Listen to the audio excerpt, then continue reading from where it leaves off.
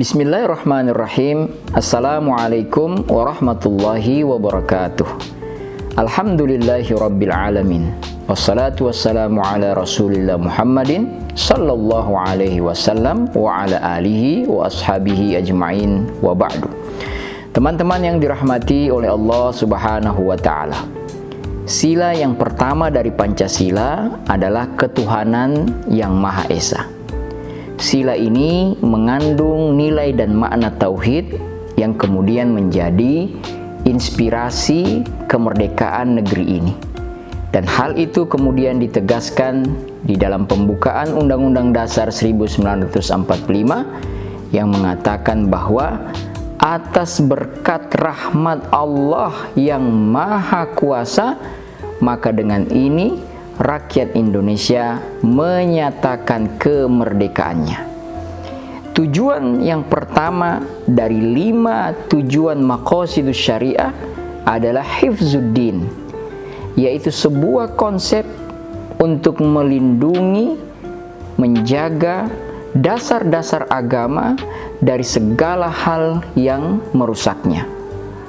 Zakat adalah dianggap dan menjadi bagian ibadah kepada Allah subhanahu wa ta'ala. Oleh karena itu, kita mendapatkan dalam sejarah seorang Abu Bakar Siddiq radhiyallahu anhu yang terkenal dengan kelemah lembutannya berubah menjadi garang, bahkan mengambil keputusan memerangi mereka yang enggan membayar zakat setelah Rasulullah sallallahu alaihi wasallam wafat.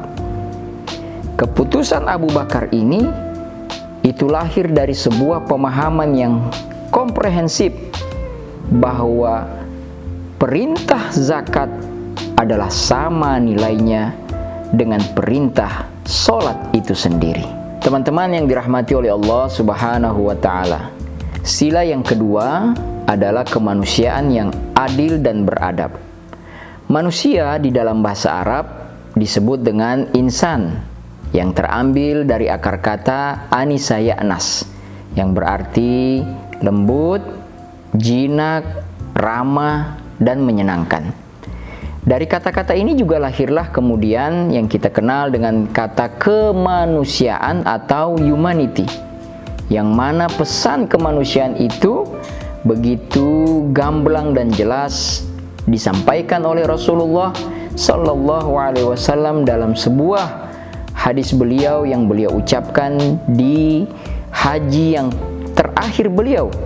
Ya, beliau katakan, "Wahai para manusia, sesungguhnya Tuhan kalian satu, nenek moyang kalian satu, tidak ada perbedaan antara orang Arab dengan non-Arab, dan tidak ada perbedaan antara orang yang berkulit merah dengan yang berkulit hitam atau sebaliknya." Kemanusiaan yang dimaksud itu adalah kemanusiaan yang berpijak dan berdiri di atas dasar kemanusiaan yang berkeadilan dan beradab. Oleh karena itu Nabi SAW dalam sebuah hadis beliau mengatakan, "Innama bu'istu liutammima makarimal akhlak." Sesungguhnya aku diutus untuk menyempurnakan akhlak manusia. Maqasid yang kedua dari 5 maqasid yang kita maksudkan itu adalah hifzun nafas, yaitu bukan sekedar hanya memelihara jiwa manusia agar tetap ada, tetapi juga menjadikan jiwa-jiwa itu menjadi jiwa yang bermartabat, yang berkeadilan, yang beradab.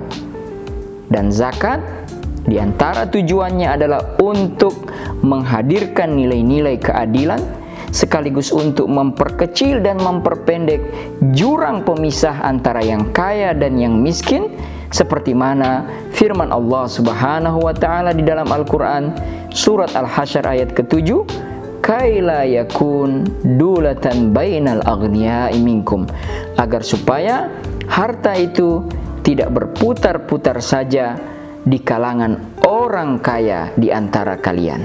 Teman-teman yang dirahmati oleh Allah subhanahu wa ta'ala, sila yang ketiga adalah Persatuan Indonesia. Di dalam Al-Quran, surat Al-Hujurat ayat 13, Allah Subhanahu wa Ta'ala berfirman, A'udzubillahi minasyaitonirrajim. Ya ayyuhan nas, wahai manusia, inna khalaqnakum min dzakarin wa untha. Kami ciptakan dan jadikan kalian dari laki-laki dan perempuan. Waja'alnakum syu'uban wa qabaila. Kami jadikan kalian bersuku, berbangsa. Lita'arafu, agar kalian saling kenal mengenal, saling memahami, yang kemudian akan melahirkan saling tolong menolong. Bukan sebaliknya, yaitu saling menutup diri, saling melecehkan, menghina, membangga-banggakan suku, kelompok, dan seterusnya dan seterusnya. Maqasid syariah atau tujuan syariat ini yang ketiga adalah hifzun nasl, yaitu menjaga keturunan atau menjaga generasi dalam bingkai keutuhan, persatuan, dan kesatuan umat berbangsa dan bernegara. Konsep menjaga bangsa atau menjaga atau mempertahankan negara itu seringkali lebih banyak dimaknai dengan peperangan atau jihad fi sabilillah dalam makna fisik.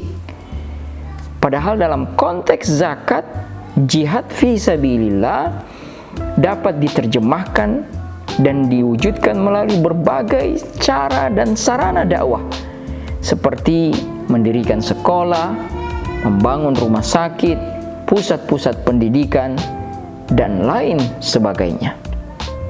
Teman-teman yang dirahmati oleh Allah Subhanahu wa Ta'ala, sila yang keempat dari Pancasila menjadi sila yang terpanjang, yaitu kerakyatan yang dipimpin oleh hikmah kebijaksanaan dalam permusyawaratan perwakilan.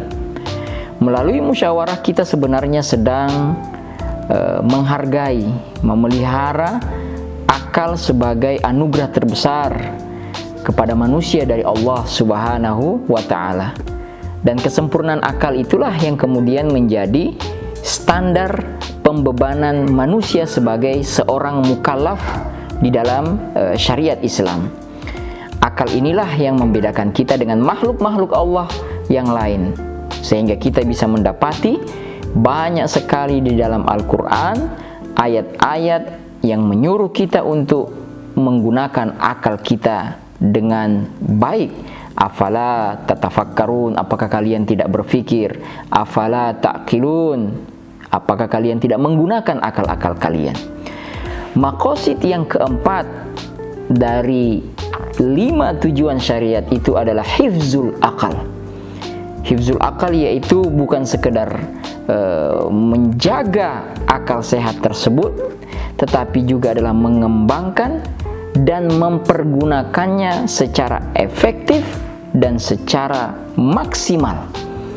Dalam konteks pendistribusian zakat, maka lahirlah fatwa Majelis Ulama Indonesia nomor 120 tahun 1996 tentang pemberian zakat dalam skema beasiswa bagi mereka yang memiliki kecerdasan tetapi terhalang oleh minimnya pembiayaan. Teman-teman yang dirahmati oleh Allah Subhanahu wa Ta'ala, sila yang terakhir, sila kelima dari Pancasila adalah keadilan sosial bagi seluruh rakyat Indonesia. Keadilan sosial itu menjadi bagian yang terpenting dalam kehidupan bermasyarakat, berbangsa, dan bernegara.